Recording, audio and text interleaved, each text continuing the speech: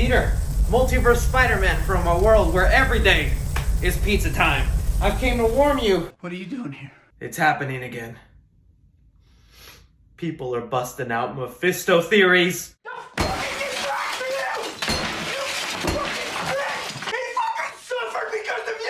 Hello, Spider-Man No Way Home fans. Thanks so much for clicking on this video. My name is Chris. Do you smell that air?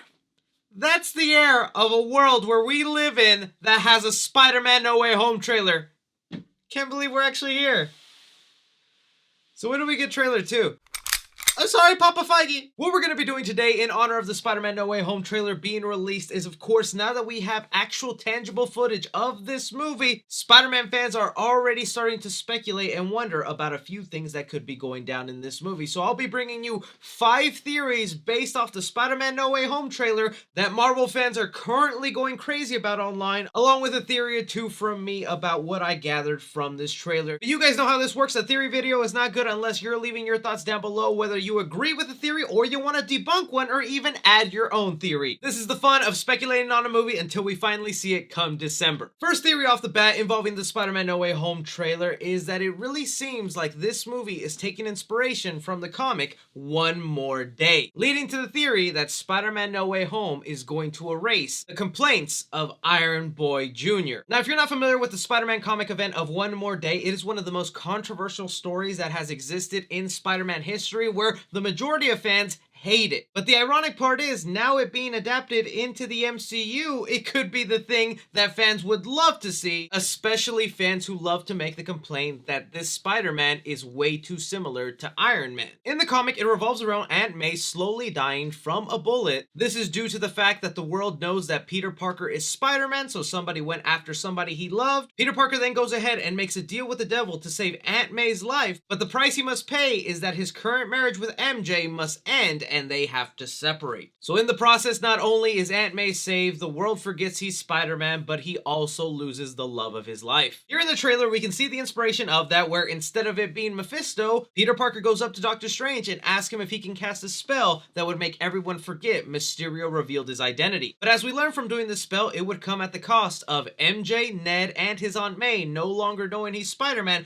kind of breaking those relationships he started. But the part they don't mention in the trailer is if everyone forgets that Peter Parker is Spider-Man, that would also include most of the Avengers who fight alongside Tom Holland's Peter Parker, and the person who supplies him with Tony Stark technology, Pepper Potts. If by the end of Spider-Man No Way Home, they keep this spell where everyone forgets his identity, it could set up a future trilogy of Tom Holland's Spider-Man that he would no longer become reliant on Tony Stark technology and be forced to be his own man, making his own tech, hiding his identity, being the struggling, relatable Spider-Man that we've known from the comics. Now, this theory, I'm not gonna lie, I love, because I would love to see a more relatable Peter Parker that has struggles with money, relationships, having to hide his identity, and isn't just handed everything to him like a spoiled brat. So yes, while we did get a trilogy of a Spider-Man who got everything handed to him in the college years, if that's what they decide to do, we would get the more comic accurate struggling Spider-Man that we know and love. Theory number 2 kind of piggybacks off that last one, where we discuss Ned and MJ, to where fans are wondering, did the changes Tom Holland's Spider-Man wanted to make to the spell actually apply, or are we going to be seeing a Peter Parker who no longer has friends and a love interest? A lot of this theory came up with because of those stills that were first released in Spider-Man No Way Home. We all assumed this would be the first time the group goes ahead and meets Doctor Strange and asks him to cast this spell or to help him out with the world forgetting his identity, but now that we've seen the trailer and we know the first time Peter Parker goes to Doctor Strange for help is after he saw a Halloween decoration that reminded of him, and he goes alone asking him to perform the spell. So that means, with these still photos in mind, these take place after that spell, and we're looking at a friend group that isn't all the way put together. This explains why Ned is now wearing a Letterman, because although we don't know the extent of how much he'll forget Peter Parker and Spider-Man, it may be that Ned becomes a jock and a popular kid since he lost his friendship with Peter Parker, along with his relationship with MJ, who from these set photos look like Spider-Man is working up the courage to tell her a speech to confess his love to her, but because she forgets about most things with Peter, they would not get together. I think this could really set up Ned as the Hobgoblin, because now that he does not have this long-term friendship with Tom Holland's Peter Parker, the door is wide open for him to turn on his friend and go evil. Which brings us to our third theory that everybody's wondering: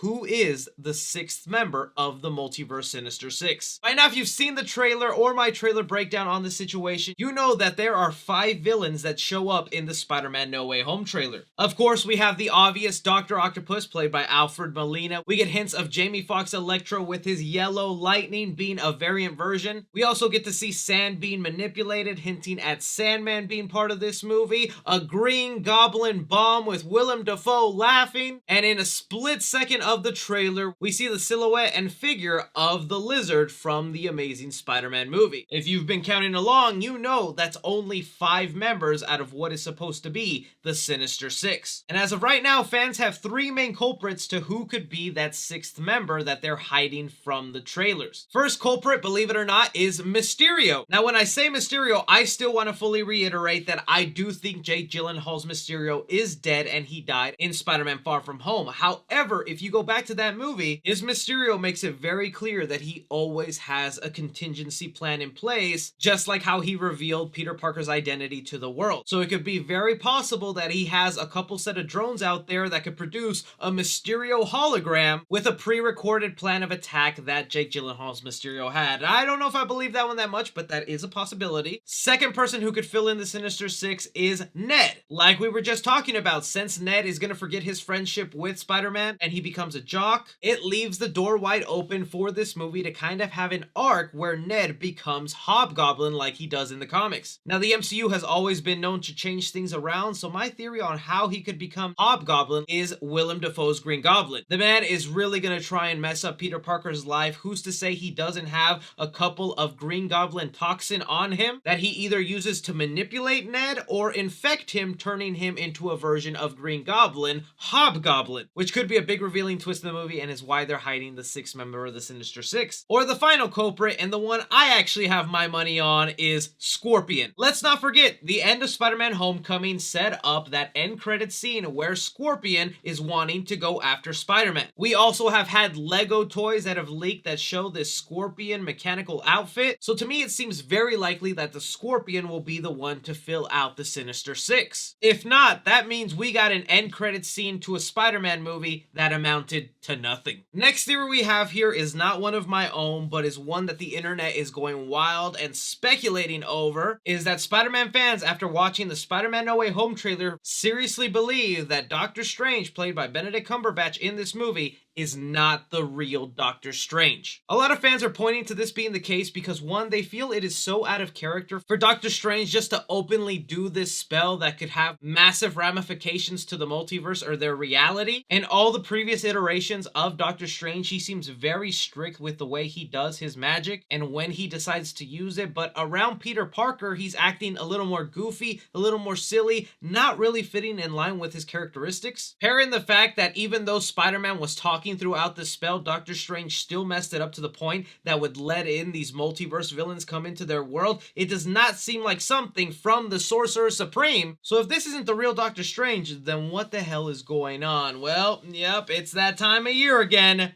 Mephisto.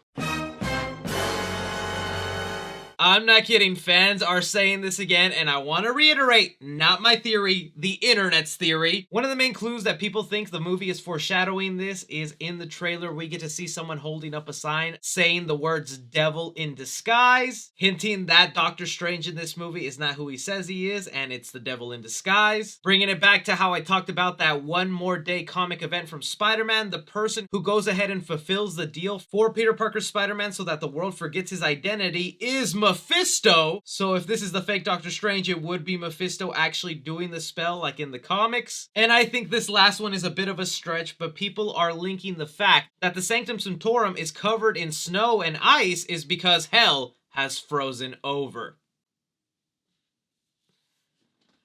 Some of y'all just got convinced, don't lie. I'll be happy to debunk that theory because I don't think that's actually what's going on here. There's many instances in the MCU where Doctor Strange does something out of character. I mean, he handed the Time Stone to Thanos, even though I know he saw all the versions of reality that could do that. But then again, he used the Time Stone against Dormammu when he was instructed not to do that. Doctor Strange is the type of person, if someone tells him, hey, don't do that, he has such a big egotistical mind that he's like, of course I can do it. I'm Doctor Strange. Only time will tell on on that one, but man, that would be wild if that was true. And I know, yes, people are going to be like, why didn't you add a theory talking about Tobey Maguire and Andrew Garfield? Because is it even really a theory at this point? I feel like we know it's going to happen. How do you have the villains from their universes, or at least the actors that were in their universe, and not somehow bring in Tobey Maguire and Andrew Garfield to fight those guys again? It would just be a huge missed opportunity if you have Jamie Foxx, Alfred Molina, Willem Dafoe, the Lizard, all these guys from the previous movies, but you don't bring in the Spider people, so that's not even a theory. This is just gonna happen. But that is all the theories currently going on right now with Spider-Man No Way Home. I want to hear from you guys down below. Which theory do you actually believe in? Which do you think is dumb? Obviously, I think all of these will be proven wrong eventually, but it's always fun to speculate and wonder. Don't forget to leave me your theories down below. Be sure to like, subscribe, follow me on Twitter at 3C Film Review. As always, I'm Chris. Take care.